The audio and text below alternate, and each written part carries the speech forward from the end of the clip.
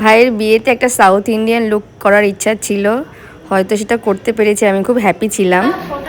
আমরা বউ ভাতে আমরা বিয়েতে যাচ্ছি, অ্যানিভার্সারি, ভাইয়ের বিয়েতে অ্যানিভার্সারিতে যাচ্ছি। পেছনে চলে সামনে চলে গেলি কেন? পট করে দেখা যায় এরকম কিছু নেই।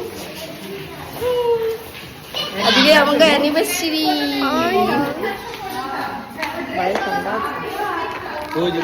আমাদের নিতে গাড়ি চলে এসেছিলো, আমরা চলে গেলাম বিয়ের ভেন্যুতে। সকালবেলায় তোমাদের গেটটা দেখিয়েছিলাম, বাট সকালের গেট দেখানো আর রাতের গেট দেখানোর মধ্যে অনেক পার্থক্য। কুহু আগে চলে এসেছিলো, তাই মাকে দেখতে পেয়ে মেয়ে করে উঠলো। তখনও অত লোকজন যায়নি, আমরা 7টার সময় চলে গেছিলাম, সবাই লোকজন আসা শুরু হয়েছে।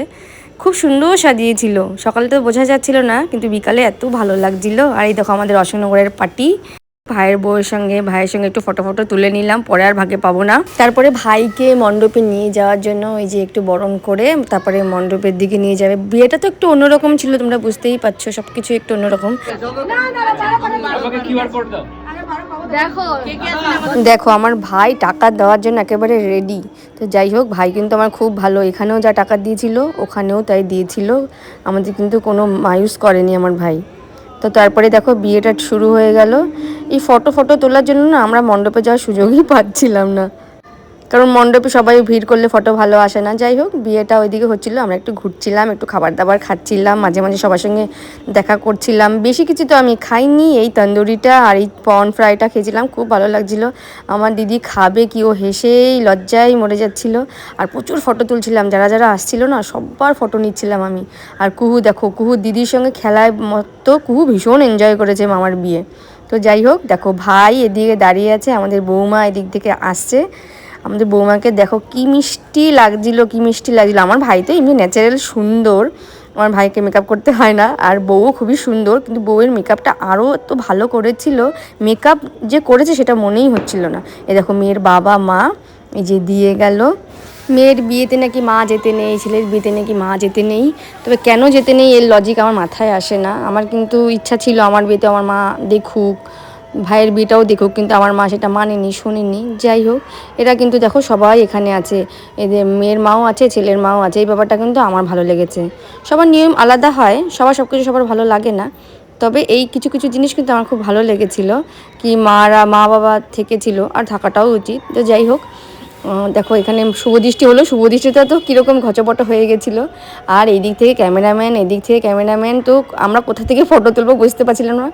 দেখো আমার ভাই আগে থেকে মাথা নত করে দিয়েছে আমাদের বৌমার কাছে, পরে করতে হবে যখন আগে থেকেই করে দিক, তাই না? তো খুব দেখো এতে কী মিষ্টি লাগছিল, কী সুন্দর লাগছিল দেখো। আর খুব সুন্দরভাবে জিনিসগুলো হচ্ছিলো। এই জিনিসটা আমি প্রথম দেখলাম, এই যে ফুলের গন্ধ নেওয়াটা, এটা আমি আগে কখনো দেখিনি। তো যাই হোক, মালা বদল একবার হয়ে যাওয়ার পরে আরেকবার হলো শুধু ক্যামেরাম্যানদের জন্য। এখন ক্যামেরাম্যানদের আর মেকআপ আর্টিস্টদেরই জমানা, আর বাড়ির লোক সব আশেপাশে।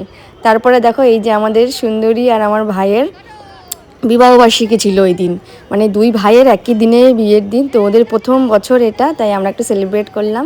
রাত 12টায়ও করেছিলাম। আবার এইখানেও একটা কেক আনা হলো, বন্ধুবান্ধব সবাই এসেছিলো, ওরা কেক নিয়ে এসেছিলো। এখানে সেলিব্রেট করলাম যেরকম পারলাম। একদিকে বিয়ে হচ্ছে, একদিকে অ্যানিভার্সারি সেলিব্রেশন হচ্ছে, বেশ মজাই হচ্ছিল। আমরা আসছি, তো আমাদের থোবড়াগুলো নেব না।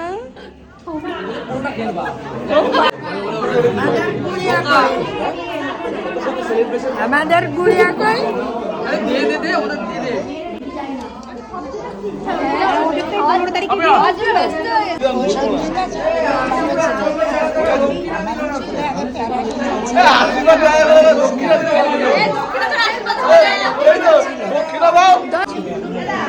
আশীর্বাদ করছে, দক্ষিণা দেয়নি, দিতে হয়।